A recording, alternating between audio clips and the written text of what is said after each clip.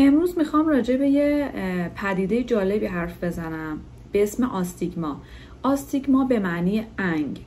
که در روانشناسی نشان یا علامت خاصی یا ویژگی خاصی رو میگه که در فرد وجود داره، که اون نشان یا علامت خاص باعث میشه یه شرمی رو فرد تجربه بکنه،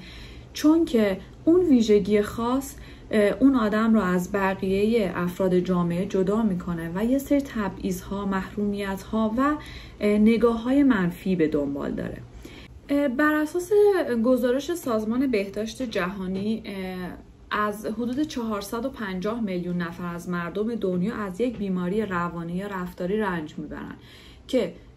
میشه در ازای هر 3-4 نفر یک نفر مبتلا به بیماری روانی است که به درمان نیاز دارن. و جالبه بدونید که تعداد خیلی کمی از این افراد به درمان مراجعه میکنن و درمان میگیرن، یا در صورت مراجعه هم یا در درمان نمیمونن و به شکل جدی ادامه نمیدن. و علت اصلی که گفتن چرا که این بیماران مراجعه نمی کنن همین بحث آستیگما یا انگ هست، که در جامعه برای این بیماران خیلی رایجه و خیلی هم دردناک تجربه میشه، که فرد رو کلن یه فرد بی ارزش یا کم ارزش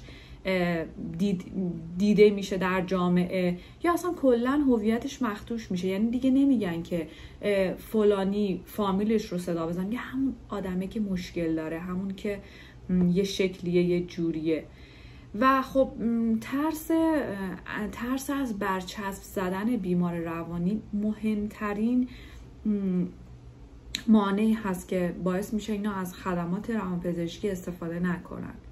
و تازه بیمارانی هم که مراجعه میکنن و درمان بگیرن،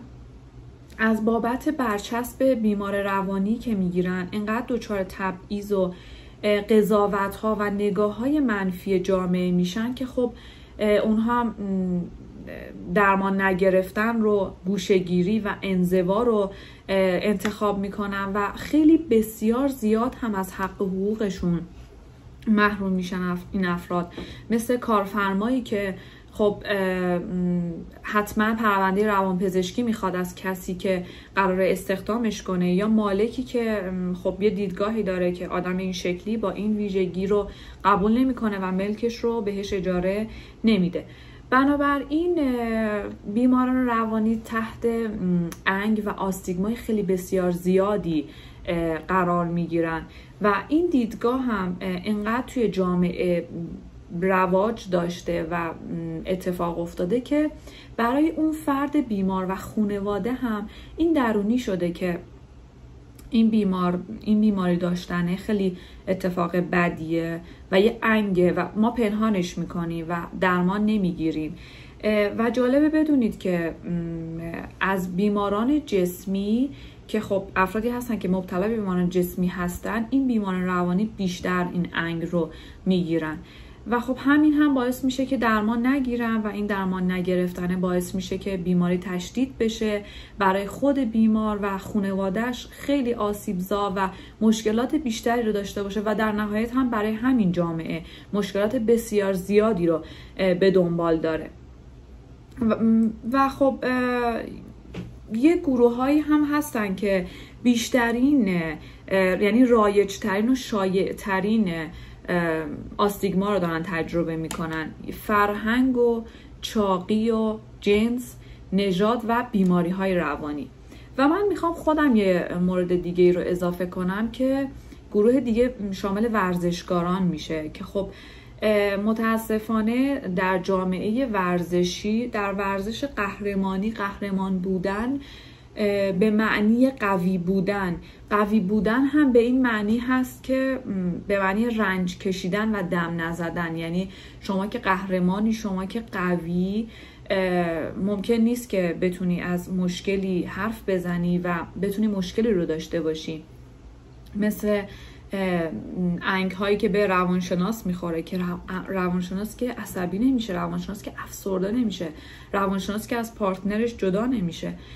این انگ ها متوجه ورزشکاران هم متاسفانه هست، که یه مثال براتون میزنم اگر که فکر میکنید که نیست. تصور کنید یه ورزشکار ممکنه که وقتی وارد فضای تمرین میشه خیلی راحت به مربی بگه که ببین من یه کمی مچ دستم آسیب دیده توی تمرین قبلی و یه کمی درد دارم، ممکنه که من نتونم توی مسابقه شرکت کنم، توی تمرین امروز باشم، یا اگر که بیام توی بازی اگر دردم بگیره و مشکل داشته باشم میام بیرون. و مربی اینطوریه که اوکی آسیب دیدی و طبیعیه که آسیب ببینی، آره میتونی هم توی تمرین حضور نداشته باشی، همین که بیای توی تمرین باشی و اگر فکر کردی که مشکل داری و درد داری از تمرین بیای بیرون. و شما تصور کنید که اصلا چنین فضایی هست برای ورزشکار که بیاد و با مربی بگه که ببین من خلقم پایینه، من اضطراب زیادی دارم، یا اینقدر عصبانیم که توی مسیر با یه نفر دعوام شد و این فضا باشه و مربی اینقدر پذیرا باشه که خب اوکی برای همه پیش میاد، منم یه موقعی عصبانی میشم، منم یه موقعی افسرده میشم و اوکی اگر که تونستی توی تمرین حضور داشته باش، اگر نتونستی میتونی که استراحت کنی و امروز کنار زمین باشی. ولی متاسفانه این فضا نیست و کافیه که ورزشکار به زبون بیاره که من خلقم پایینه، من اضطراب دارم، چون اولین چیزی که زیر سوال میره قوی بودن و قهرمانی اون آدمه که خب یعنی چی؟ اصلا این حرفا چیه؟ این بچه بازیه چیه؟ بی برو بازی تو بکن. و پذیرا نبودن مربی و اون حس قهرمانی رو زیر سوال بردن فقط با این که من یه حس بدی دارم، یه افسردگی دارم و این شکلیه که آدم اون انگ بهش میچسبه، اون برچسبه بهش میخوره که وقتی که مربی یه شرایط استرابزایی رو داره توی مسابقه میبینه سریع اون بازیکن رو میکشه بیرون که نه این استراب داره، استرسیه، بکشمش بیرون که خرابکاری نکنه، یا به این بازیکن نیاز داره توی بازی و شرایط خیلی حساسه، این شکلیه که خب نه اینو نبرمش، اون استرسیه میزنه خرابکاری میکنه و این انگ و این برچسبه میمونه روی اون بازیکن. بنابراین اون بازیکن نمیاد که به مربی بگه، به کادر بگه که من الان امروز حالم بده و مربی هم پذیرا بشه اوکی برای من هم پیش میاد که حالم بد باشه.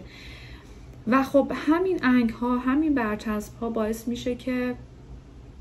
آدما نگن از مشکلاتشون و برن توی فضا و بیشتر خرابکاری بشه، هم خود فرد آسیب ببینه، هم جامعه اون فضا و فرد و آدم هایی که در اون فضا هستن بیشتر آسیب ببینن.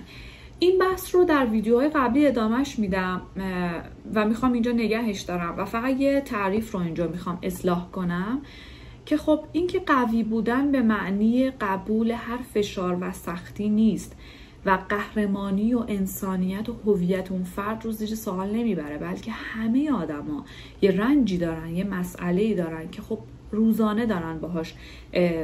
سر و کله میزنن و درگیرشن و اصلا انسان مادامی که رنج داره بیماره و همه آدما یه رنجی توی زندگیشون دارن و خب بهتره که بتونیم پذیرا باشیم و بپذیریم که مشکلات روانی هم برای همه ممکنه پیش بیاد مثل مشکلات جسمی و نخواهیم که انگ بزنیم، دید منفی داشته باشیم و برچسب بزنیم و اون آدم رو برای همیشه کلا خطش بزنیم